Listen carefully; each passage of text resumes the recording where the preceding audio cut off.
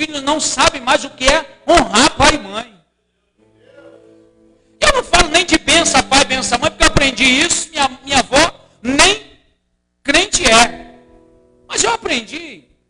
Então eu passo para os meus filhos, eles dão benção pai, benção mãe, mas não vou falar sobre isso. Eu vou falar sobre se reportar ao seu pai com respeito. Falar com o seu pai como uma autoridade.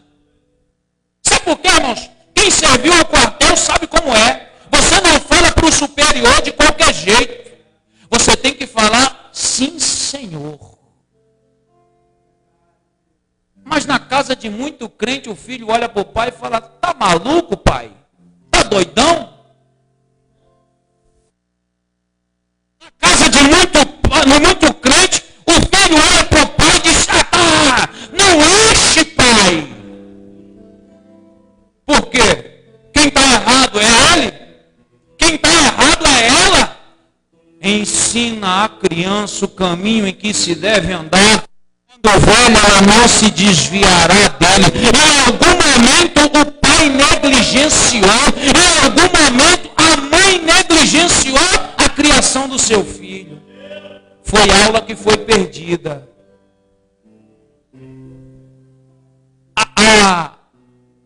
A igreja, ela só é uma extensão da tua casa. Não, pastor, é a minha casa que é. Não. A igreja, ela só é uma extensão da tua casa. Como você é dentro de casa? Como é a tua casa? Ah, pastor, lá em casa ninguém é crente. É uma bagunça terrível. Você é. Lá em casa, meu marido, mas você é. Mas você é. E se você é, tem um representante de Cristo lá. Se comporte como tal.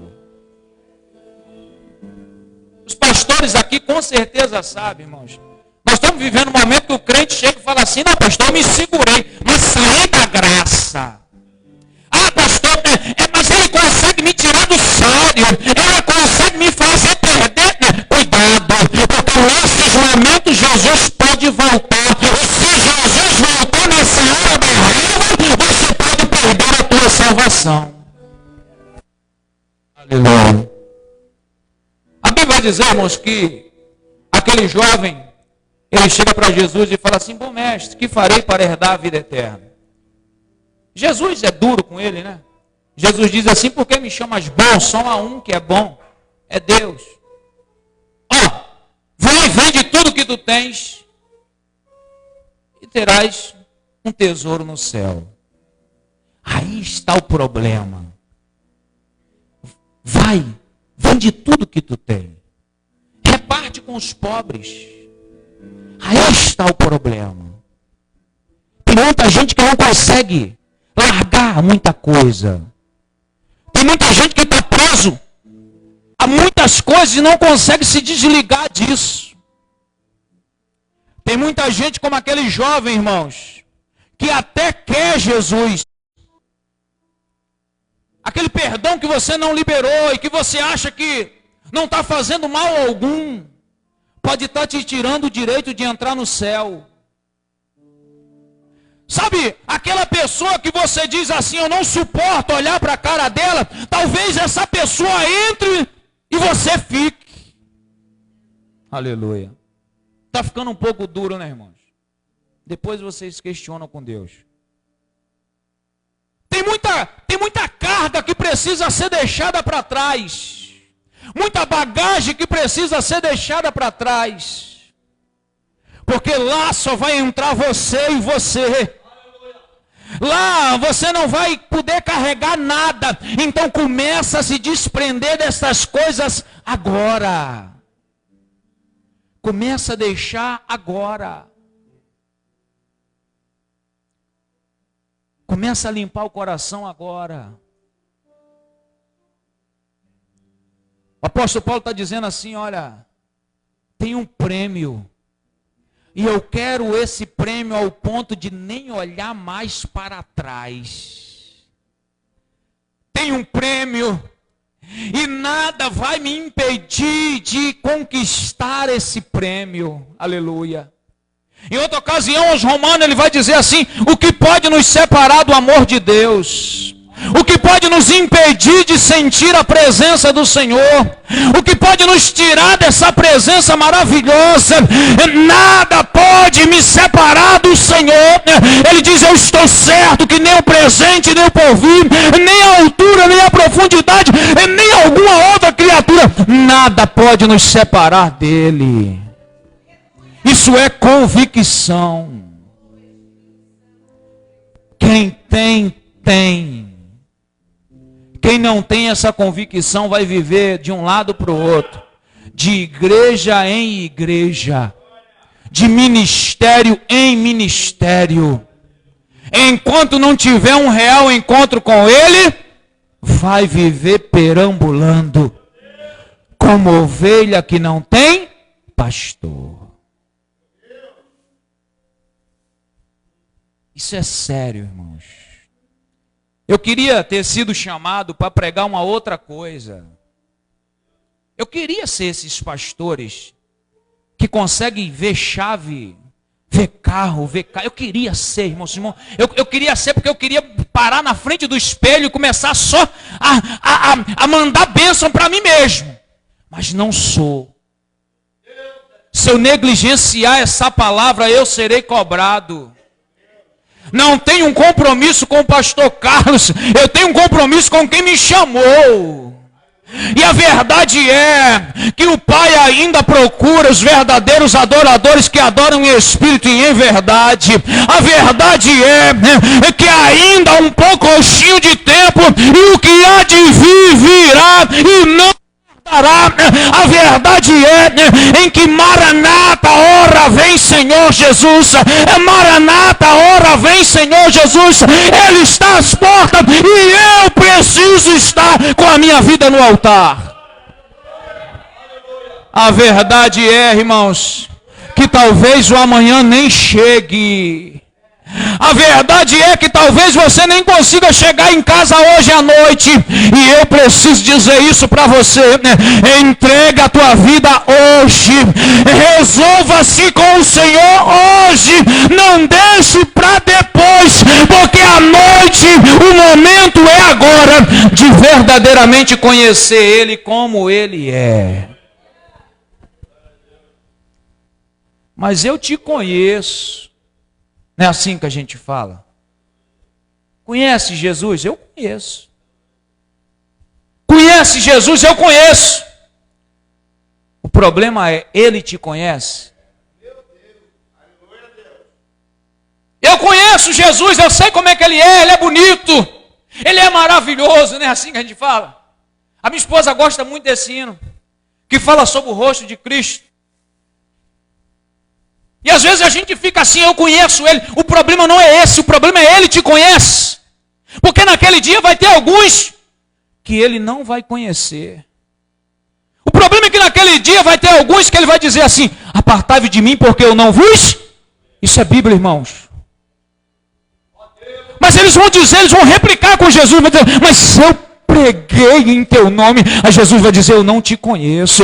Mas eu louvei tantas igrejas, mas eu não te conheço. Mas eu expulsei demônios, mas eu não te conheço. Mas eu eu tenho uma carteirinha aqui, ó, mas eu não te conheço. Agora há uns, o Senhor vai dizer: eu te conheço pelo teu nome.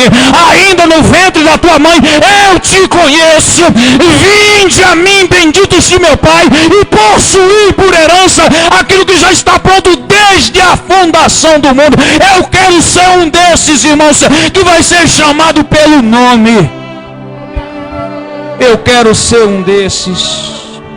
Eu preciso ser um desses. Meu coração anseia por ouvir Ele me chamar.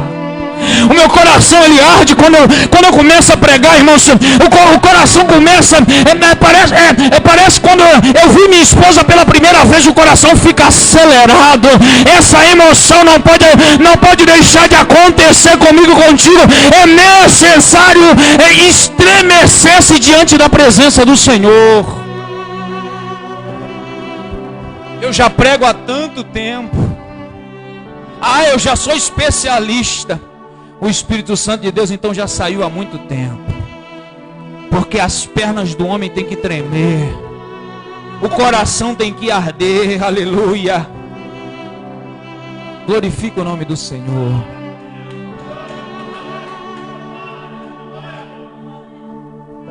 Enquanto a minha esposa prepara um louvor, por causa da hora. A Bíblia diz, irmãos, que havia 2 discípulos saindo da banda de Jerusalém. E eles estavam indo no caminho para Emaús. E eles se encontraram com um homem que para eles era só um estrangeiro. E eles começaram a falar com aquele estrangeiro, porque crente é assim. Crente já começa a falar de Jesus para todo mundo. Crente que entendeu a palavra, ele é assim. Crente que entendeu a palavra, ele não perde tempo falando do Botafogo, do Flamengo, do Fluminense. Ele não perde tempo falando da Fazenda, do Big Brother, da novela das 8, das 9, das 7. É crente que é crente, ele fala de Jesus. Aí a Bíblia vai dizer, irmãos, que eles começaram a dizer, havia um homem entre nós. Mas esse homem não era um homem comum. Esse homem, ele tinha uma vida maravilhosa. Era um grande profeta de Deus. Eu quero acreditar, conjecturar com a igreja, que ele falava assim, uma certa vez no caminho da cidade de Naom, ele se encontrou com a mulher viúva que estava indo enterrar o seu filho, e ele disse, mulher, não chore, e ele mudou a situação daquela mulher, e aquela criança tornou a viver, Uma certa vez aquele homem, ele se encontrou com um centurião de Cafarnaum, e o centurião olhou e disse assim, o meu servo está doente, e basta apenas uma palavra tua, e o meu servo será curado. Ah, irmãos, coisa linda. A Bíblia vai dizer que ele dá uma... O servo é curado na mesma hora, no mesmo instante. Eu quero conjecturar que aqueles 2 discípulos estão falando. E eles estão falando de Jesus. Aí eles olham, a tarde já está chegando, a noite está aproximando. Assim, olha, fica um pouquinho mais conosco, a conversa está tão boa. Não é assim conosco? O culto acaba, mas a gente fica falando e falando, porque falar de Jesus é muito bom. Aí a Bíblia diz que eles começaram, aí aquele estrangeiro, ele fica, e quando ele parte o pão, irmãos, e quando ele parte o pão, o coração deles se acelera, eles ficam animados na presença do Senhor, e eles percebem que não é um estrangeiro nada, é Jesus que estava ali. Eles voltam correndo. É necessário voltar correndo para Jerusalém, é porque em Jerusalém está o renovo da parte de Deus. Aí quando eles chegam em Jerusalém, ele diz, e não ardia os nossos corações.